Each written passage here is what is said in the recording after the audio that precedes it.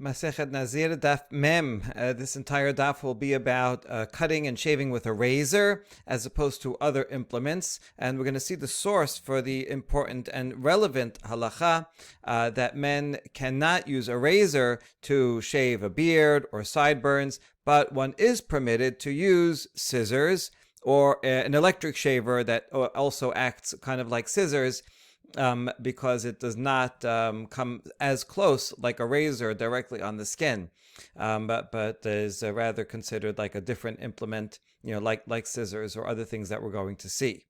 All right, so we begin. Amar Rav Chisda, lilkot be'achat le'akev b'shtayim, listor eno soter ela berov rosho u'beta'ar. Rav Chisda teaches three halachot, all regarding a Nazir cutting his hair. So, in order to get flogged, to deserve be liable to lashes, even if a Nazir cuts just one hair, they are already liable. We're going to see the last word, the batad, applies to all three laws. So even one hair, if it's with a razor, is liable. Now, la'akev means to invalidate the concluding ceremony. That means with two hairs. In other words, a Nazir at the end of his period has to shave his head. If he leaves one hair left over and cuts all the rest, that's okay. But if he leaves two hairs, then he has not fulfilled his concluding ceremony. He has to shave all of his hair. And finally, listor means to negate. If in the middle of his nizirut he shaves, and it's, even though it's not permitted, does it invalidate the days before? In other words, does he have to wait more days? No, it only will invalidate the days if he shaved most of his head. So in other words, if he shaves most of his head, we saw he has to have at least 30 days of growth. So if he shaves most of his head and it's also with a razor, that means it's very close, right on the skin, then he's going to have to add 30 days of growth to his Nazirut period. However, if he does not cut most of his hair, he leaves most of it there, he just cuts a little bit of it, or if he does not use a razor and so he just trims it, but there's still a little bit left, enough to fold over, then he does not have to add any days. Okay, that is Rav Chisda.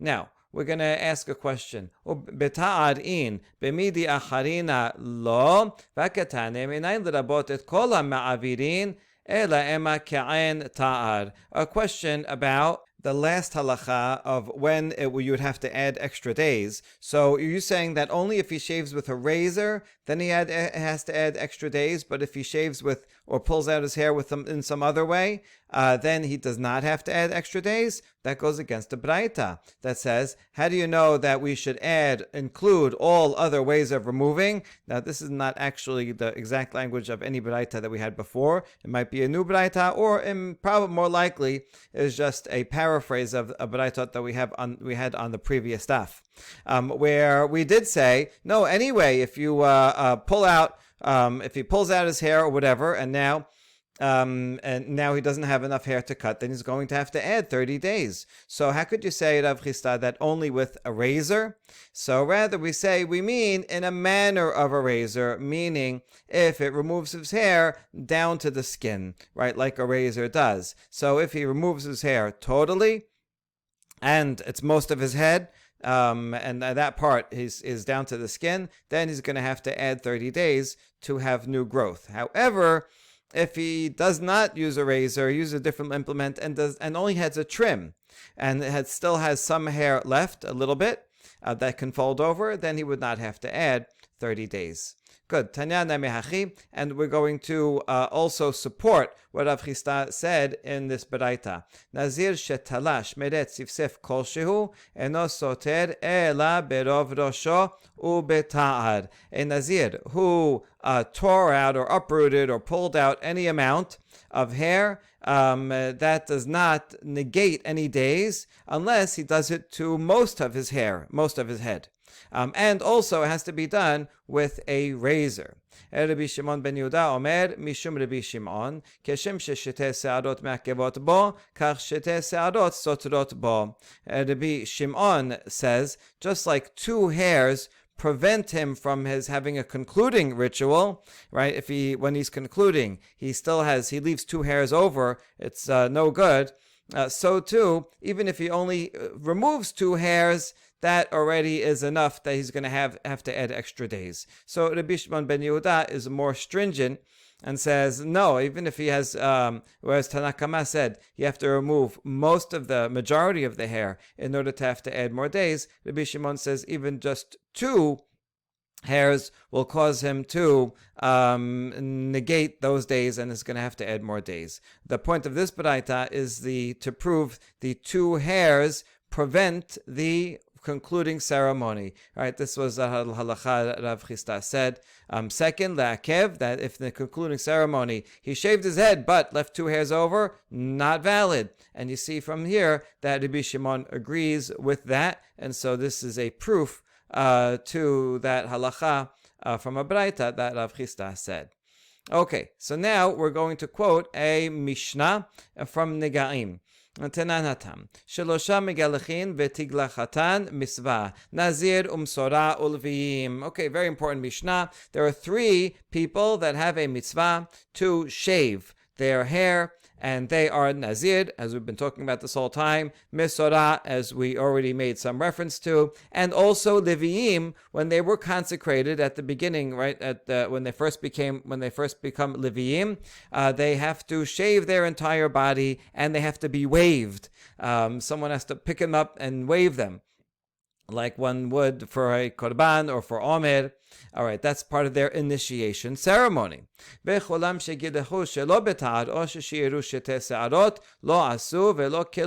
Mishnah goes on and says that if they did not shave with a razor, right, they have to shave with a razor. If they did not, or if they did shave but they left over two hairs, then that ceremony is not valid, and they got to go do it again. All right, now that we know that this razor rule applies to all three of them, let's look for a source. Amar mor shelosha megalechin v'tiglachan mitzvah peshita ma'odetema mishum abure se'arhu v'afilu sach nasha kamashmalan dela. Okay, so now quoting the beginning of the Mishnah says these three have to shave. Now, don't we know that these three have to shave? And it is a mitzvah. Like, well, isn't this obvious? It's right there in the Torah. It says so. So why does this Mishnah have to tell us this list? The answer is because I would have thought that the main part, the mitzvah, is to remove hair, and maybe you could do it in other ways also. It doesn't have to be with a razor. Maybe you could use a depilatory, right? This acidic thing you put on, and it disintegrates the hair. And maybe you would be able to do it in that way. And that's why this Mishnah comes and says, oh, you have to do it, and it has to be done with a razor. So that's the special chidush of this Mishnah. Okay. Now, if you don't use a razor, it's no good. Now we want to find a source for each one in the Torah. Regarding a Nazir, Pasuk says that a razor cannot be upon his head all the days while he is a Nazir, and from there we learn that when he's finished being a Nazir, then he does use a razor. Okay, so that was one of the derivations we had. Good. And for Levi, it says explicitly that when we're during the initiation rite, we pass a razor over all of his flesh. So it says ta'ar. So that's explicit. Ela mesorah betar min elan. But what about mesorah? How do you know that a mesorah has to use it? Has to use a razor. Okay, now vechitema. So let's see. Since the pasuk doesn't say it explicitly by a mesorah, let's see if we could learn it from either one of the other two, from a Nazir or from a Levi. V'tetem elviyim. Ma levim shekentunin tiglachat ve'en tiglachatan ela beta'ar. Afani avir b'ta mesorah shu ta'on tiglachat ve'en tiglachato ela beta'ar. So here's the argument that yes, you could learn it from a Levi. A Levi requires shaving, and it has to be done with a razor, says so explicitly, so I'll compare him to the Mesorah, who also, I know he requires shaving, so must be also ta'ar, right? By memasinu, you can use the Levi as a paradigm for Mesorah. But however, this will not work. But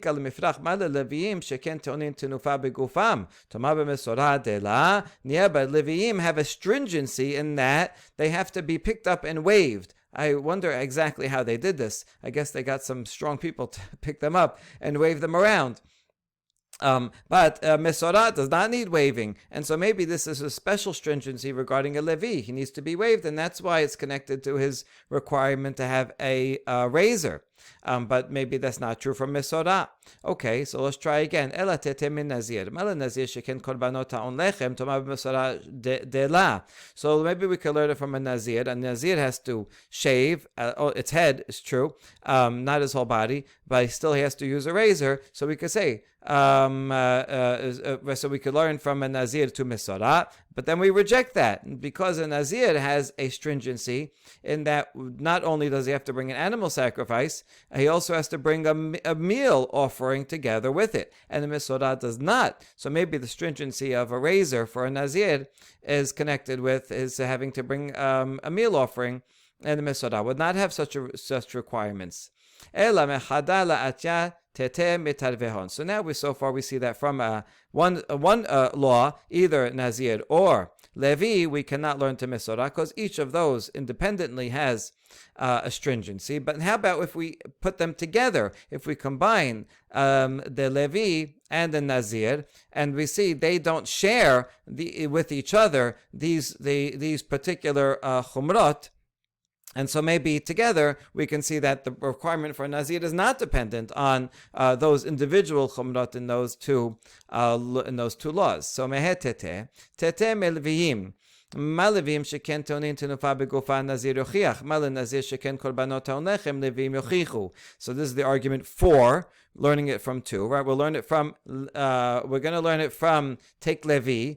Now, even though Levi requires that his body be waved, but Nazir does not require that his body be waved. So we see that the requirement for a razor is not directly connected to being waved. And you might say, but a Nazir requires a meal offering, but a Levi does not need a meal offering. So we see that the requirement for a razor is not dependent on requiring a meal offering. Ve'chazad hadin lo re'i ze k're'i ze ve'lo re'i ze k're'i ze asad asher shebhem shem te'anin tiglachat v'tiglachatan beta'ar afani yabi et ha'mesorah shu ta'on tiglachat v'tiglachato beta'ar. And so now we can go back to the original derivation, and we can see that the essence of one of the Levi is not like the other, and the Mesorah and the Nazir is also does not have that particular aspect that the Levi has, but they do have a common denominator. The common denominator between Levi and Nazir is that they require shaving, and the shaving has to be with a razor.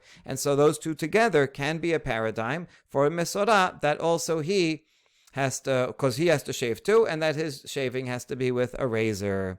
Okay, good. So this seems to be a pretty good proof, but we have a problem with it. Amar le Rava barnish lavashev lifroch male hasad hashavesh behen sheken en korbano bedalut tomar bemesorah shekorbano bedalut. No, we have a leniency that applies to Nazir. To Mesorah, that doesn't apply to the other two. Regarding the Levi and the Nazir, it doesn't matter if you're rich or poor; they have to bring the same offering. Whereas a Mesorah, who's poor, can bring just birds. A Mesorah who can afford it has to bring lambs, but he can't afford it. It can bring birds. So this is a leniency that's special to Mesorah, and maybe that leniency is connected to the razor. And just like he has a leniency to bring birds, he also has a leniency in that he may not have to use a razor. You see, these kinds of comparisons are always very difficult because you never know if two cases are really the same in their essence, and you can learn one law from the other. Bring any two cases, there's going to be something that's more stringent and more lenient in one than the other. And so now we're left without a derivation because of the challenge of Rava mi barnish. Okay, so that he asked Rav Asher. So Amar le Rava bar Misharshia le Rava. Now, reflecting on this discussion that we just had above, and right now we're left without a proof that a Mesorah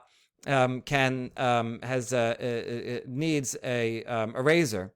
It needs to be shaven with a razor. So Rava bar Misharshia notes the following: Hai Tana meikara amar lelamdo mimesora iefshar shen danin kal mechamor lachmir alav ve'adar amar nelef medina umedina name la yalef.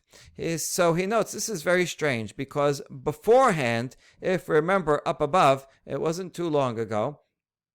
We can find it right here. They tried here. The Talmud said, maybe we can learn from Mesorah, that a Mesorah requires a razor. In other words, the Baraita there was assuming that, of course, a Mesorah requires a razor, and maybe we can use that as a source for Nazir. But then it said, no, we can't, because we can't learn Kal Mehamor. The Chamor is that a Nazir has to shave.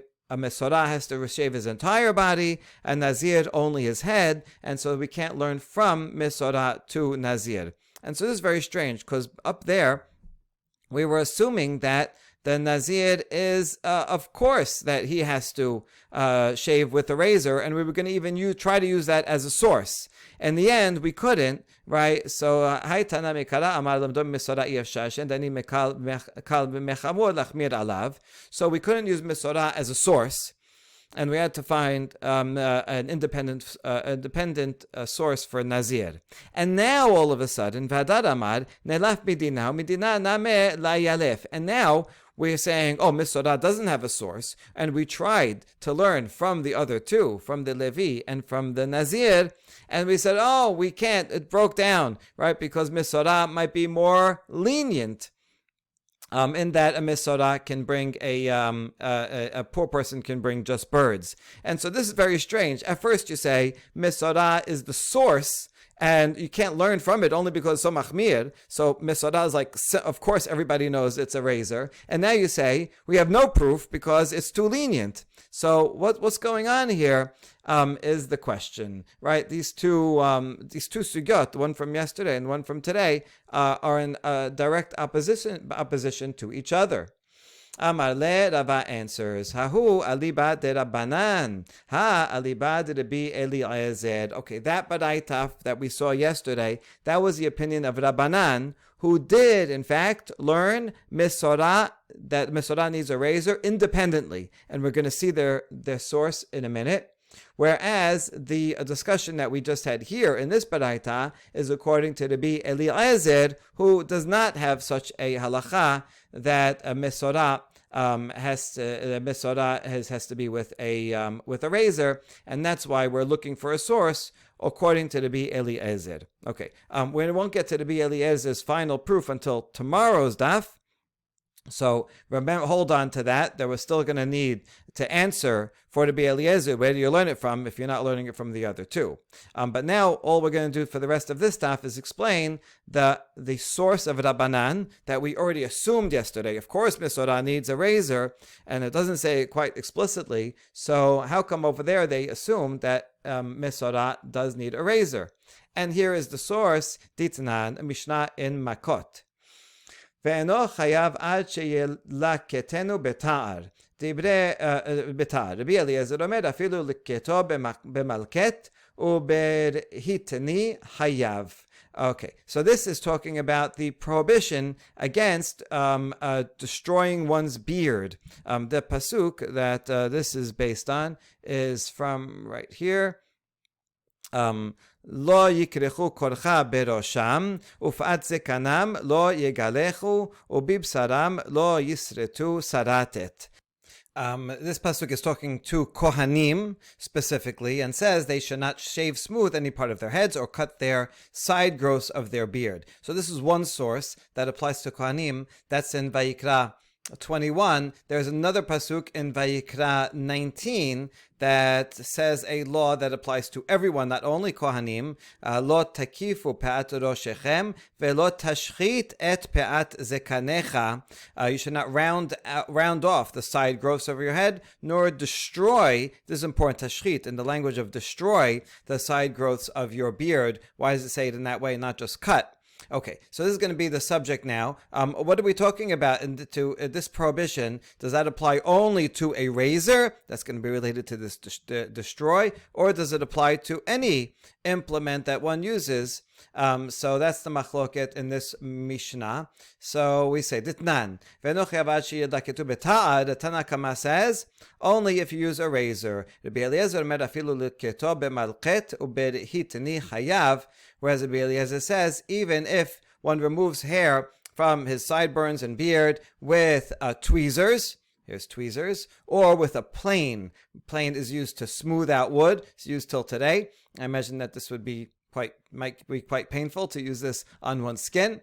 But anyway, Rabbi Eliezer says that this would also be prohibited, whereas Tanakh says, no, only a razor. Now, my Tamau de Rabbanan, what's the source of Rabbanan that cutting one's beard is prohibited only if it's with a razor? The Tanya. Zekano matamud lomar lefi shenemar ufat zekanam lo yegalechu yachol afilu mesora ken tamud lomar zekano. So now this is going to be a multi-step argument, and so we're starting off with a pasuk about mesora. Let's look at that pasuk regarding mesora in Vayikra 14. It says on the seventh day of his purification process, Yegalach et kol se'aro, so he has to shave off all of his hair, his entire body. And then it specifies, et rosho, et zekano, et gabot einav, et kol se'aro yegaleach, and so on.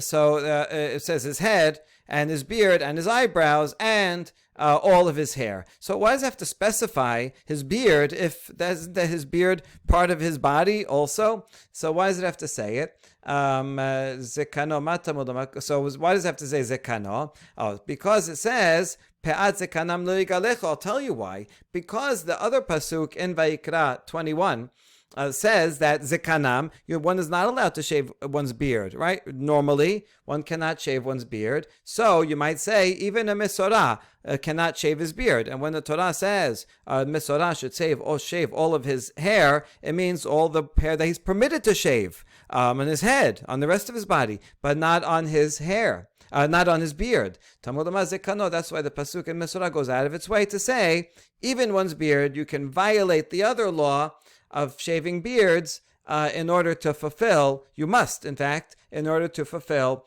the Mesorah ceremony. Now, now back to the question that we first raised, and how do you know that all this is with a razor? So it's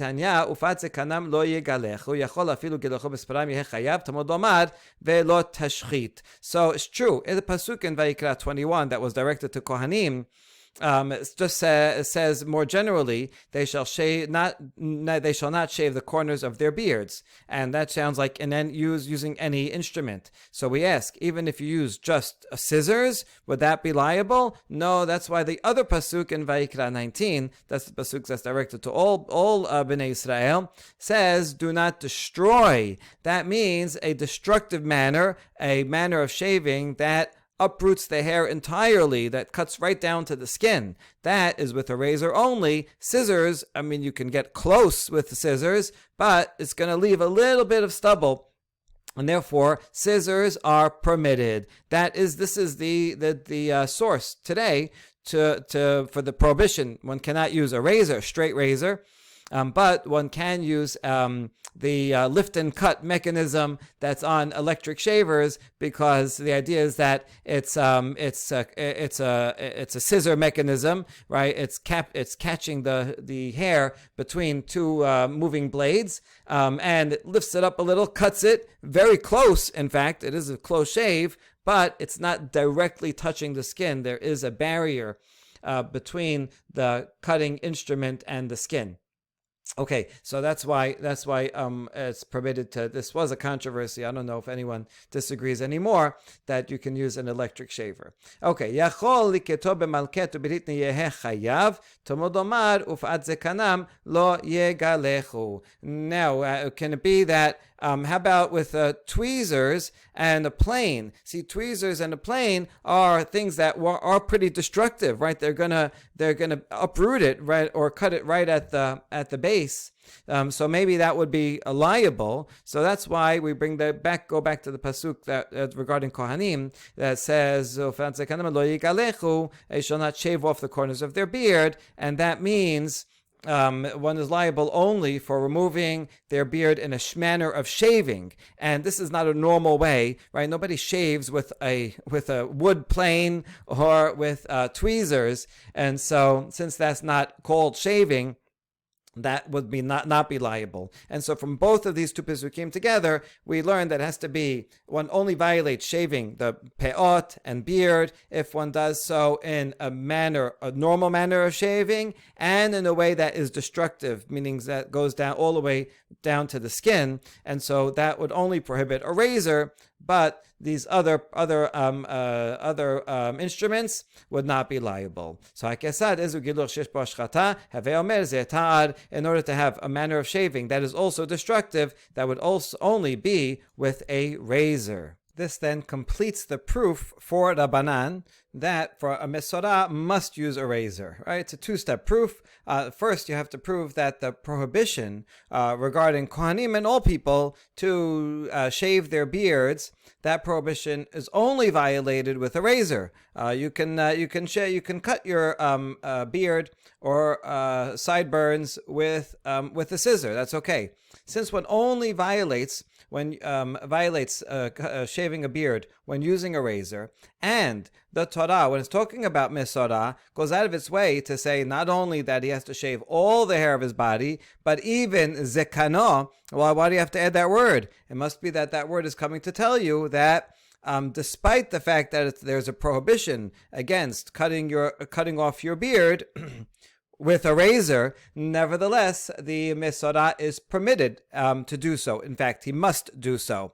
And so, if it has to go out of its way to tell you that, then it must be that the Mesorah has to do it with a razor. Because if a Mesorah was able to cut his, if a Mesorah was permitted to do his concluding ceremony with a scissor, and cut his beard that way, well then there wouldn't be any violating any prohibition. So Torah wouldn't have to go out of its way to say zekano, because then just use a scissor. In fact, that the Torah adds in zekano precisely to say that don't worry, you can cut your beard, and it's okay to Mesorah overrides the prohibition against shaving. So that means, well, the prohibition against shaving was only with a razor. If you have to tell me that it's overridden, that means Mesorah has to use a ta'ad to cut his beard. And from there we learn that a Mesorah has to use a razor. Okay, so that's why in that earlier baraita, on the previous daf, Rabbanan assumed that Mesorah has to use a razor and was trying to learn from there to Nazir, in fact. Okay, one last clarification of this proof. Mimai dilma leolam afilu liketo b'malket uberhitni name misva kabid v'hakat telashmuinan dafilu betad la mechayev aleh. Says, hold on, this may not be a proof necessarily that a Mesorah has to use a razor. Maybe it's only proof that he can use a razor. In other words, maybe he can actually use tweezers or a plane, right? This carpenter's instrument, and that would fulfill his mitzvah to complete his purification process. And why is the word zekano there? To tell you that he can even use a razor, right? Certainly these where he's not violating the law of cutting sideburns and beard, but even he can also use a razor. So he wouldn't be liable for doing so because the Mesorah overrides. And so in other words, this proof doesn't show that he has to use a razor. Maybe the word zekano is telling you that he can also use a razor, but he can also use anything else. So we respond to that with two answers. Amre isa kadatech ki abed name bemalket ubrit nishapir dame lishtoker amine v'anamina umaga ben nazir disura ka'avid afilu hachi mechayev hachad misva lo kol sheken. So we answer no. If it were true that Mesorah can use any instrument, then the pasuk for Mesorah could have been kept quiet and didn't have to put in the extra word zekano. And even if it didn't have zekano, I would be able to figure it out on myself. By a kal vachomer, if a Nazir who violated a prohibition, this is based on the common idea we've seen many times that one should not be a Nazir, right? You're putting yourself, adding more restrictions that the Torah didn't need you to add. And so if being a Nazir, which is a negative, and nevertheless you have to use a razor, and it overrides the razor prohibition. So, hacha mitzvah here, where Mesorah is doing a mitzvah, Mesorah, right? He didn't do anything wrong. Right? We're not taking into account that lashon hara midrash, right? Mesorah, he just got Mesorah, and now he has a mitzvah to do the purification. So, all the more so, it should override the prohibition against shaving with a razor. And so, I could figure that out just from a kal vachomer without the extra word zekano. So if it has that extra word zekano, it must mean not only that he can use a razor, but even that he must use a razor. That's number one. And furthermore, Vitu. Isa kadatach ki abed malket berhit misva ka'abid midela ketiv tar keresh lakish damar kol makom shata moseh aseh ולא תעשה, אם אתה יכול לקיים את שניהם מוטב, ואם לאו יבוא עושה, וידחה את לא תעשה. Okay, a further response to that question is, if you would think that a Mesorah can use tweezers or a plane to fulfill his ceremonial obligation, and because it doesn't say ta'ad there, doesn't say a razor, so if it doesn't say a razor, then we can assume that he can use these other items. Well, if you would say that it means also that you can use these items, then we would have to apply the rule of Resh Lakish, who said, anytime you have an aseh and a lo ta'aseh, positive and a negative commandment that go against each other, if in general if they contradict each other, then you have to say aseh doche lo ta'aseh, like brit milah. You could do it even on Shabbat. But if you can fulfill both of them, right, and you don't have to violate, then that's better. So then do that. If not, then aseh doche lo taseh. So in other words, we only are going to override the lo taseh if there's no other way. And if you would say that you can use a scissor to cut the Mesorah's beard, then there would be no permission to use a razor, right? Why should the Torah allow a person to use a razor and violate the prohibition against shaving with a razor when the Mesorah can simply use a scissor? So if scissors were allowed, then actually razors would not be allowed. And so we say in conclusion that that only makes logical sense that razors are the only way a Mesorah can do it. And that's why it has to say the word zekano in order to teach you that, yes, he can use a razor, and he must use a razor, and only a razor, and therefore it does override the prohibition against shaving with the razor, because there is no other way that a Mesorah can do it. All right, and so this gives us an answer for Rabbanan. And right, just to review, we were asking we said that there were three people that have to shave their hair. And we saw a source for Nazir and for Levi. Those were explicit. Mesorah was not explicit. We weren't able to learn it from either one or both of the other two. So we're asking, how do you learn it? And so Mesorah, according to Rabbanan, who say that Mesorah has to use a razor, they actually have a source, since it says Zekano regarding the Mesorah, that proves that it goes out of its way to say you can use a kano because it overrides the prohibition. And the prohibition, according to Rabbanan, is only shaving a beard with a razor.